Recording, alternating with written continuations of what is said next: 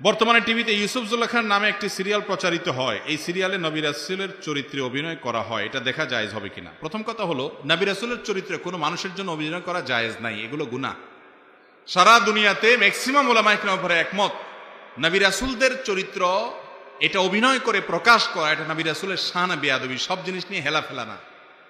আর দ্বিতীয়ত হলো, এই সমস্ত এই তথাকথিত ইউসুফ জুলেখা নাম দিয়া আপনার প্রেমের কাহিনী দেখাচ্ছেন, অথচ ইউসুফ আলাইহিস সালাম তিনি অবৈধ রিলেশন, হারাম সম্পর্কের যে অফার পেয়েছেন সুন্দরী মেয়ের তরফ থেকে, জুলাইখার তরফ থেকে, তিনি সেটা গ্রহণ করেছেন নাকি ডিনাই করেছেন? ডিনাই করেছেন। ডিনাই করার কারণে তাকে জেলে যেতে হয়েছে, অপবাদ সহ্য করতে হয়েছে, অত্যাচার সহ্য করতে হয়েছে, তারপরেও তিনি তার চরিত্রে কালিমা লেপন করতে দেন নাই। সেই ইউসুফ আলাইহিস সালামের সাথে এই অবৈধ রিলেশনের আপনার অভিনয়, এটা সাজিয়ে যদি মানুষকে দেখানো হয়, এটা নেক্সট সূরাতে শয়তানের অনেক বড় ধোঁকা।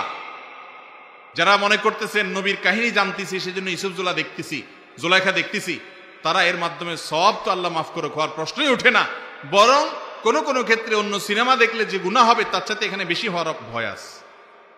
কথা কি বুঝাতে পারছি? একজন নবীর চরিত্র, এটা ফাজলামি করার বিষয় না। দ্বিতীয়ত হলো যে, আপনি নবীর ইতিহাস যদি জানেনও, নবীর চরিত্র ধরেন এখানে কোনো কালিমা দেয়া হলো না, তারপরেও সেখানে মিউজিক আছে, গান আছে, হারাম যে সমস্ত দৃশ্যগুলো আছে, পর্নারি আছে, সেগুলো আছে না? এগুলোর মধ্যে এগুলো ছাড়া হয় এই সমস্ত সিনেমা? তাহলে এগুলো দেখা মুসলমানের জন্য জায়েজ হওয়ার কোনো সূরত নাই। নেক্সট সূরাতে ধোঁকার মধ্যে পড়বেন না।